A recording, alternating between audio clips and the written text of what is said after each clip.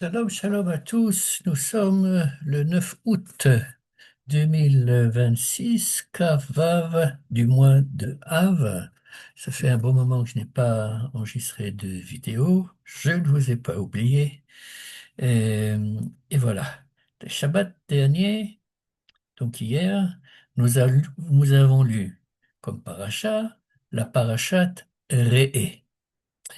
Et les deux, trois premiers versets de cette paracha euh, il nous posent beaucoup de questions. Et donc, je vais les lire d'abord en hébreu et ensuite une tentative de traduction en français. Ce que je dis dans cette vidéo est bien entendu basé sur la plupart de nombreux des commentateurs traditionnels de notre tradition. Re'e Anochi noten lifnechem hayom beracha uklala. Re'e, vois, Anochi, je noten, donne lifnechem, devant vous, hayom, aujourd'hui, beracha uklala, la bénédiction et la malédiction. Je m'arrête là parce que rien qu'à ce niveau-là, on a une première difficulté qui est que le verset commence au singulier, re'e, voix, et que ensuite il passe au pluriel avec lifnechem. C'est-à-dire que voix, je place devant vous aujourd'hui la bénédiction et la malédiction. Mais les problèmes de type grammaticaux ne s'arrêtent pas là, ça continue au verset d'après, et beracha asher tishmeun el mitzvot Hashem Elokechem asher anochi metzave etrem hayom. Ça c'est le deuxième verset. La bénédiction asher tishmeun. Ce mot asher est difficile à traduire. On pourrait dire la bénédiction euh, quand vous écouterez, quand vous entendrez, quand vous obéirez, c'est le fameux lishmoa, el mitzvot Hashem Elokechem, les mitzvot de l'Éternel votre Dieu, Asher Anochi Metzave Etrem, que je vous ordonne aujourd'hui, et à nouveau, pardon, que je vous ordonne à vous, Etrem, Hayom, encore une fois, aujourd'hui. Euh, Et le verset d'après, V'haklala, et la malédiction, Im lo tishme'un el mitzvot Hashem Elokechem, v'sartem min haderech asher anochi metzaveh etchem hayom. Hayom, hayom, hayom. Donc, V'haklala, et la malédiction, si vous n'écoutez pas les commandements de l'Éternel votre Dieu, que vous détourniez, vous quittiez la voie minader, Asher Nochi Metzaveh Etrem Hayom, que je vous enseigne, que vous ordonne aujourd'hui. Donc, je ne sais pas si vous avez fait attention, mais il y a un déséquilibre dans les propositions, en ce sens que dans le verset 3, on nous dit si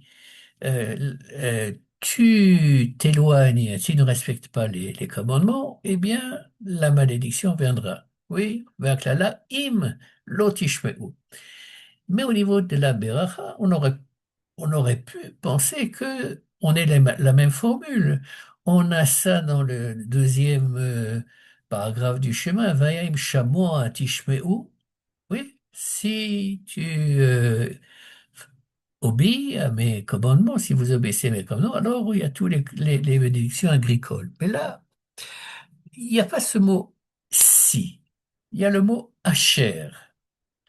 Dans la traduction que j'ai ici, je trouve que c'est bien traduit, c'est sur Sépharim.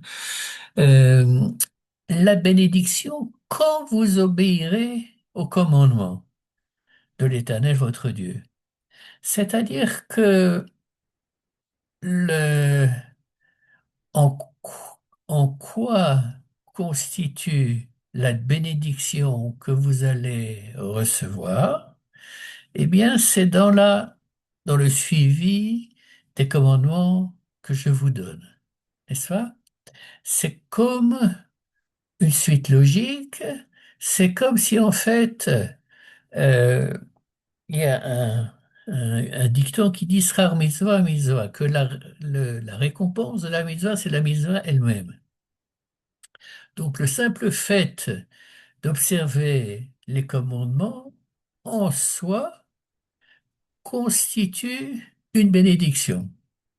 Euh, L'idée qui me vient à l'esprit pour illustrer ce propos, ça c'est une idée qui est personnelle, c'est comme si euh, vous, vous alliez chez le Toubib et il vous disait, ben voilà, si tu veux vivre longtemps, voilà le type d'aliments que tu dois consommer, et en quelle quantité, et avec quelle variété, il faut qu'il soit équilibré.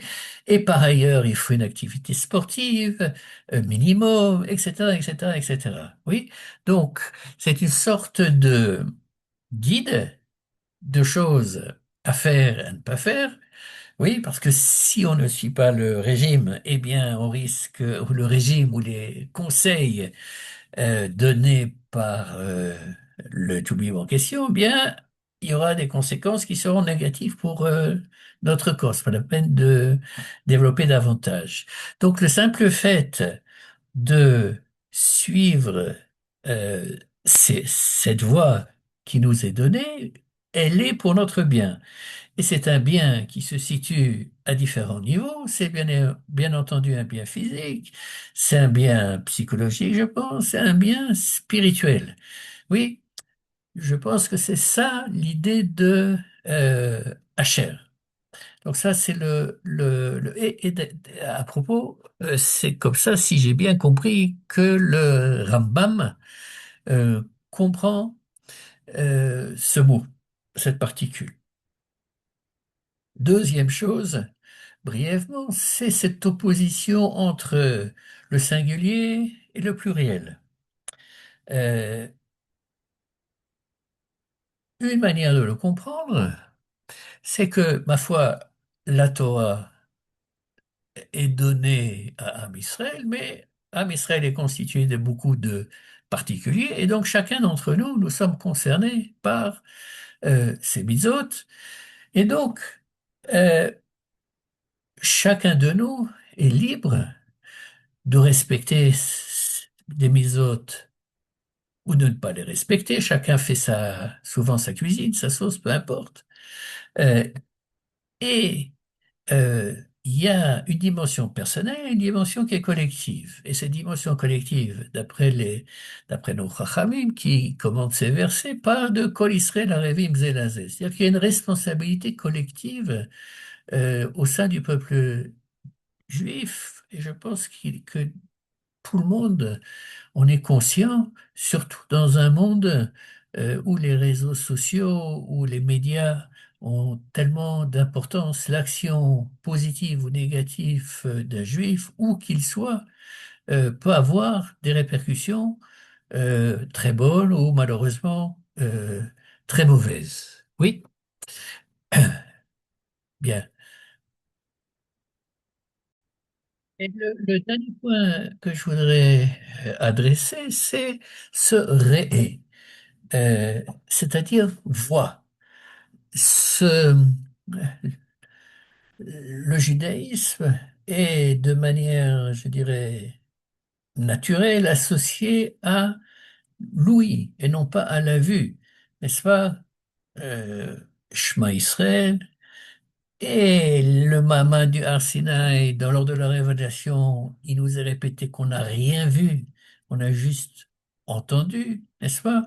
Donc, pourquoi ici la Torah décide malgré tout d'employer ce terme de voir.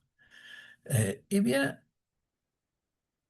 on peut peut-être proposer la, l'explication suivante. La vue est en fait notre la première manière dont nous avons de nous relier au monde, quel qu'il soit. Oui, que ce soit le monde physique, que ce soit des individus, il y a des gens, quand on les voit immédiatement, on a un bon feeling, et d'autres avec lesquels on n'a pas un bon feeling. Euh, il y a des mécanismes dont on n'est pas conscient ou automatiquement on va réagir d'une certaine manière. Euh, est-ce que c'est un danger? Est-ce que c'est pas un danger? Etc., etc. Donc, nous, en fait, nous interprétons le monde d'abord par la vue. Et cette vue, cette vue-là, bien que le verset immédiatement après, n'est-ce pas, le deuxième verset nous dise Et beracha asher tishme'un, et que le mot de lishmoa revient ensuite de non reçoit, oui, euh, eh bien, il vient nous dire je pense qu'il faut être conscient, n'est-ce pas? Qu'il faut être conscient du fait que nous avons en permanence la possibilité de faire des choix, que nous avons la possibilité d'avoir un chemin devant nous et qu'il faut faire d'une certaine manière les bons choix. Et ce qui renforce, je pense, cette approche, c'est le mot Hayom. C'est quand même incroyable que dans les trois premiers versets de cette paracha, le mot Hayom euh, soit répété. Hayom, c'est aujourd'hui. Donc, on pourrait formuler ça de la manière suivante. Le fait que ce matin, nous nous soyons comportés de manière décevante à une certaine occasion, eh bien, ça ne veut pas dire pour autant que notre journée est fichue.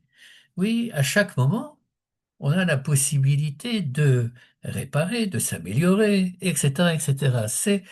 Nous ne sommes pas condamnés, en d'autres termes, nous ne sommes pas condamnés à nous comporter de manière décevante, négative, et c'est vraisemblablement le message de cette paracha qui est liée au mois de Elul, puisque Re'eh est soit la paracha qu'on va lire juste avant Rosh Chodesh Elul, ou celle qu'on va lire juste après que le mois de Elul euh, soit tombé, n'est-ce pas? Or, tout le challenge du mois de Elul, c'est nous préparer pour les Yamim Noraim, pour Rosh Hashanah, pour Kippour, etc. Et on peut avoir le sentiment que la manière dont nous avons de nous comporter, eh bien, c'est comme ça. Nous sommes comme ça, ou bien nous sommes nés comme ça, ou on a l'habitude d'être ainsi. Et donc, euh, comment dirais-je, c'est comme si nos mains étaient liées et que nous ne pouvions pas changer. Et je pense, et c'est comme ça que c'est interprété également euh, par si je ne m'abuse, le Admor Azaken, le fondateur du mouvement Chabad, c'est faux. C'est-à-dire que on peut changer. Il faut simplement le vouloir. Il faut que, d'une certaine manière, le cerveau prenne le poids prenne soit plus puissant que les habitudes ou les pulsions ou les envies que nous avons. Et c'est une question de travail sur nous-mêmes et sur ce. J'espère que nous parviendrons tous à choisir des différents domaines où nous sommes susceptibles de nous améliorer. Shavua Tov.